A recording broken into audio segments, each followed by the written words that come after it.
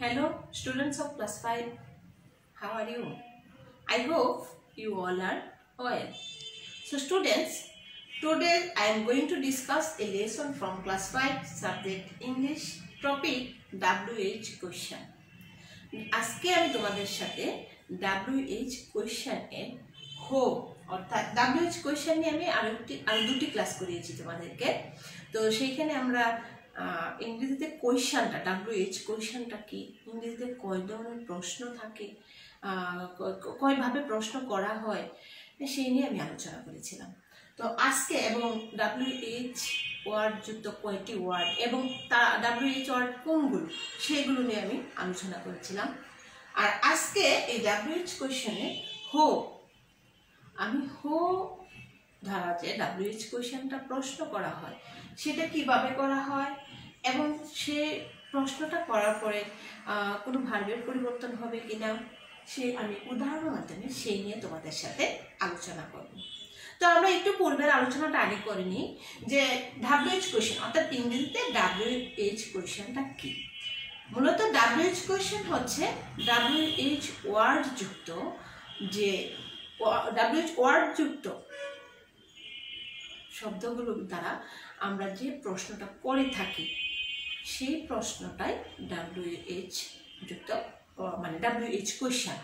অর্থাৎ WH ওয়ার্ডটা থাকতে হবে আর সেখানে কোথায়, কিভাবে, কেমন অর্থাৎ 9টি ওয়ার্ড আছে WH যুক্ত ওয়ার্ড।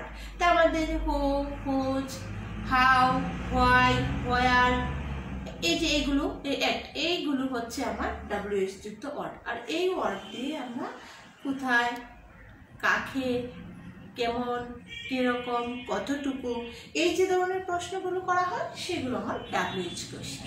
আর তুমি যদি ভাবো ইংরেজিতে সাধারণত 3 ভাবে কিন্তু প্রশ্ন করা হয়। একটা হচ্ছে তুমি কোনো কিছু সম্পর্কে জানতে চাওয়া, জিজ্ঞাসা করা অর্থাৎ ইয়েস ও নো দ্বারা যে প্রশ্নটা করা হয় সেটা। আর WH ওয়ার্ড যুক্ত যে কোয়েশ্চনটা থাকে সেটা WH কোয়েশ্চন। এবং আরেকটা আছে টেক কোয়েশ্চন, সেটা তোমরা ক্লাস 6এও তো মানে জানতে পারবে টেক কোয়েশ্চনটা কি। অর্থাৎ টেক কোয়েশ্চনটাও আমি একটু আলোচনা করে নিই। টেক কোয়েশ্চনটা হচ্ছে যে কোনো কিছু সম্পর্কে জুড়িয়ে দেওয়া যেমন ধরো বক্তা কথা বললো তার সম্মতি নিয়ে যে কিছু কথা জুড়িয়ে দেওয়া সেটা কিন্তু টেক কোয়েশ্চন। যাই হোক এটা আমরা আগামী ক্লাসে অর্থাৎ আগামী বছর যখন 6 উঠবো সেই সম্পর্কে জানতে পারবো। তবে এতটুকু জানো যে ইংরেজিতে 3 ধরনের প্রশ্ন করা হয়। একটা হচ্ছে ইয়েস অর নো, আরেকটা হচ্ছে WH কোয়েশ্চন, আরেকটা হচ্ছে টেক কোয়েশ্চন। আমরা এতটুকু জানি। তো আমি WH কোয়েশ্চন ওই 3টা নিয়ে ওই গত ক্লাসে আলোচনা করেছি, তারপরেও আমরা পূর্বের একটু আলোচনাটা আজকে করে নিলাম যার ফলে আমাদের সুবিধা হবে। তো আজকের টপিক হচ্ছে WH কোয়েশ্চন। আর সেটা WH কোয়েশ্চনের হো যে ওয়ার্ডটা সেটা। তাহলে আমরা জানি হো মানে কি, কে। হো হচ্ছে কে, আমরা বুঝি বাংলায় হো কে। তাহলে এই হো দ্বারা অর্থাৎ আমরা WH কোয়েশ্চনটা হো দ্বারা কিভাবে করব এবং হওয়ার পর যখন আমরা স্টেটমেন্টটাকে WH কোয়েশ্চন করব তখন কিভাবে করব, এটা স্টেটমেন্টকে যখন আমরা WH কোয়েশ্চন কেমনে করব সেই নিয়ে কিন্তু আজকে উদাহরণের মাধ্যমে আলোচনা। তো হো কোনো সেন্টেন্সের যদি ব্যক্তিবাচক সাবজেক্ট সম্পর্কে যদি জানতে চাওয়া হয় তাহলে সেটা হো দ্বারা অর্থাৎ কোয়েশ্চনটা করতে হবে। যদি কোনো সেন্টেন্সের ব্যক্তিবাচক সাবজেক্ট সম্পর্কে জানতে চাওয়া হয় তাহলে কোয়েশ্চনটা কিভাবে করতে হবে, হো দ্বারা করতে হবে। আমরা বুঝতে পারছি যে হো দ্বারা কিভাবে আমরা প্রশ্নটা কিভাবে আমরা করব। অর্থাৎ কোনো সেন্টেন্সের ব্যক্তিবাচক সাবজেক্ট সম্পর্কে জানতে চাওয়া হলে সেটা হো দ্বারা প্রশ্নটা করতে হয়।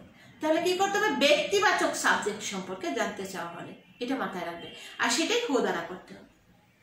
দ্বিতীয় যে বিষয়টা সেটা হচ্ছে হো দ্বারা সাবজেক্টকে যদি কোয়েশ্চেন করা হয় অর্থাৎ হো দ্বারা সাবজেক্টকে কোয়েশ্চেন করলে ভার্বের রূপ পরিবর্তন হবে না। তাহলে আমাকে হো দ্বারা যদি সাবজেক্টকে কোয়েশ্চেন করা হয় কি হবে, ভার্বের রূপ পরিবর্তন হবে না। এখন এটা গঠনটা কিরকম দেখো আমি একটু আলোচনা করে নিই। এটা গঠনটা স্ট্রাকচারটা স্ট্রাকচার মানে গঠন। তো এই গঠনে আমরা কি করব, প্রথমে যে বিষয়টা থাকবে হো, তারপর কি থাকবে, আমি বলেছিলাম যে যদি সাবজেক্ট সম্পর্কে জানতে চাও তাহলে কি করতে হবে, হো, তারপরে ভার্ব। আমি বলেছিলাম যে ভার্বের রূপের কোনো পরিবর্তন হবে না, এই হবে ভার্ব। তারপরে এক্সটেনশন, মানে এক্সটেনশন তো বুঝুই, বাক্যের অতিরিক্ত যে অংশটা সাবজেক্ট এবং ভার্বের পরে, অর্থাৎ আমরা জানি সাবজেক্ট ভার্ব অবজেক্ট নিয়ে একটা সেন্টেন্স, তারপরেও একাধিক ওয়ার্ড থাকে যুক্ত একটা সেন্টেন্সে, সেটা কি এক্সটেনশন বলে বাক্যে। তাহলে হো, ভার্ব, তারপরে এক্সটেনশন প্লাস কি কোয়েশ্চেন ইন্টিগ্রেশন অর্থাৎ প্রশ্নবোধক চিহ্ন। এইটা আমার হচ্ছে এই WH কোয়েশ্চেনের অর্থাৎ হো দ্বারা গঠনের স্ট্রাকচারটা। তাহলে দেখো আমি এখানে 5টি বাক্য লিখেছি, তোমাদের টেক্সট বই থেকে আমি বাক্যগুলো লিখেছি। তোমরা এখন কিন্তু এই WH কোয়েশ্চেনের ক্ষেত্রে আন্ডারলাইন করা পাও, যখন একটু বড় ক্লাস হয়তো 6 এ উঠবে, 7 এ, এই বাই দ্য বাই তোমরা কিন্তু তখন আন্ডারলাইন করা থাকবে না, WH কোয়েশ্চেনটা তখন আর আন্ডারলাইন থাকবে না, এই নির্দেশনটা পাবে না। তো আমরা আন্ডারলাইন ছাড়াও কিছু করাবো যাতে তোমরা বড় ক্লাসগুলোতে একটু ভালো করে করতে পারো। তো আজকে আমি যে 5টি বাক্য লিখেছি তোমাদের টেক্সট বইয়ের বাক্যগুলো, এবং আমি আন্ডারলাইন দিয়েই করে বাক্যগুলো লিখেছি। দেখো আমার প্রথম বাক্যটা হচ্ছে রাজু ইজ এ ফায়ার। এটা স্টেটমেন্ট, একটা স্টেটমেন্ট, বিবৃতিমূলক বাক্য। আমরা সেন্টেন্স জানি, সেন্টেন্স কত প্রকার আমরা জানি, আর সেন্টেন্স কি এই বাক্যটা হচ্ছে অ্যাসার্টিভ সেন্টেন্স, অর্থাৎ অ্যাসার্টিভ মানে কি বর্ণনামূলক বাক্য। আর অ্যাসার্টিভ সেন্টেন্সের এটা অ্যাফার্মেটিভ, অর্থাৎ অ্যাসার্টিভ সেন্টেন্সের মধ্যে দুই রকম বাক্য থাকে, একটা হ্যাঁ বোধক, একটা না বোধক। তাহলে এখানে কোনো না বোধক বাক্য না, এটা হচ্ছে হ্যাঁ বোধক অর্থাৎ অ্যাফার্মেটিভ। তাহলে অ্যাসার্টিভের একটি অ্যাফার্মেটিভ বাক্য স্টেটমেন্ট অর্থাৎ। তো এই বাক্যটা আমি লিখেছি Raju is a fire fighter. K fire fighter? Raju. তা আমি বলেছিলাম যে হো দ্বারা প্রশ্ন করতে কে, এরকম কে বোঝায় হো। আর যদি আবার বলেছিলাম যে সেন্টেন্সের কি ব্যক্তিবাচক সাবজেক্ট সম্পর্কে জানতে চাইছি, ব্যক্তিবাচক সাবজেক্ট কে, অর্থাৎ is a fire fighter. K fire fighter? অগ্নি নির্বাপক। কে অগ্নি নির্বাপক যে ব্যক্তিটা সেটা কে?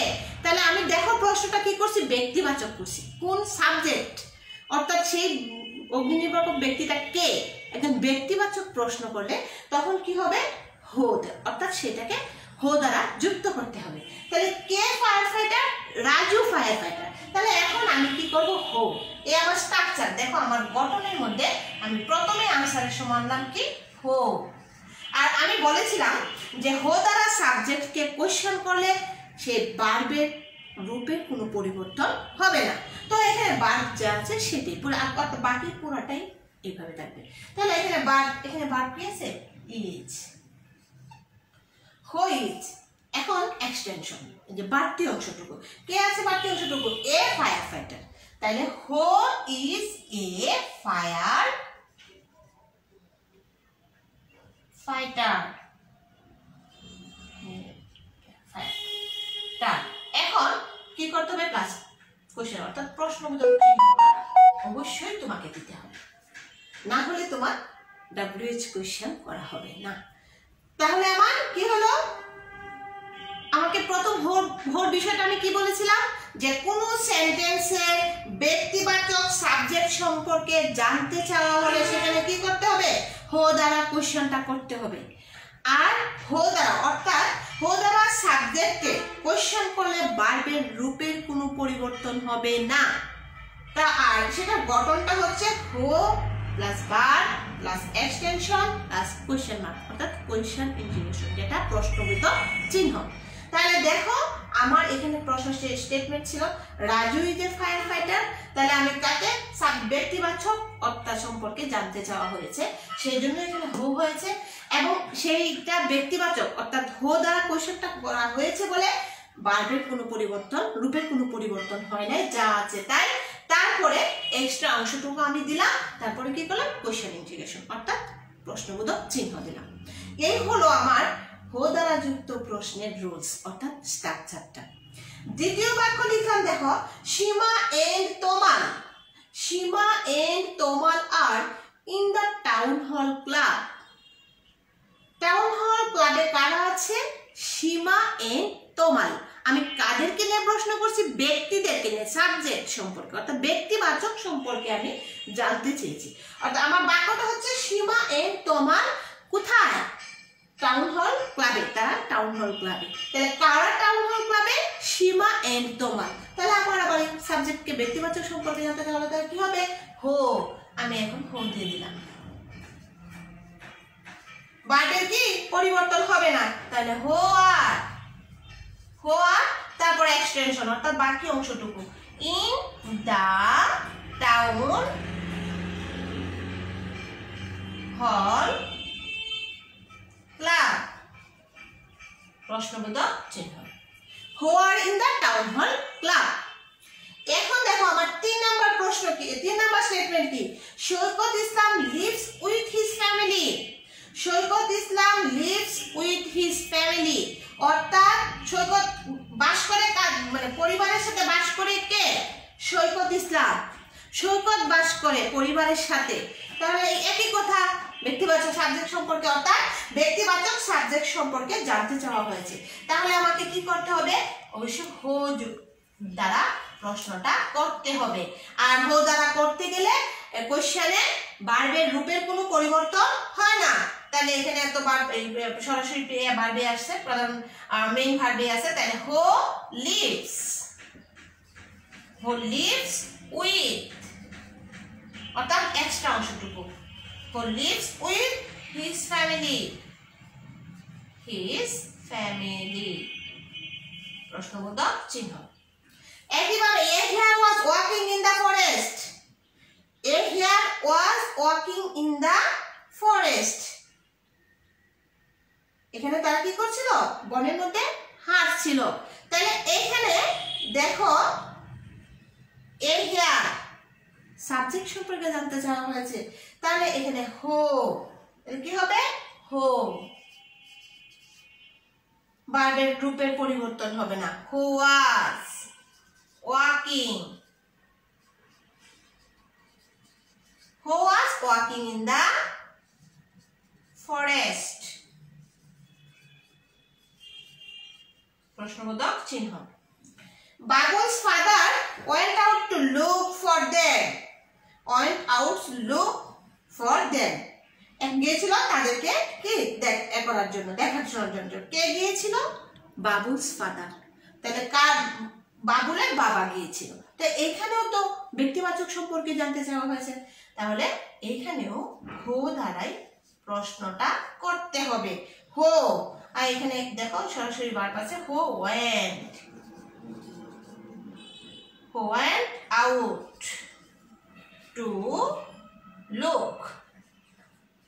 হো went out to look for them, extra অংশটুকু ফর দেম, প্রশ্নবোধক চিহ্ন।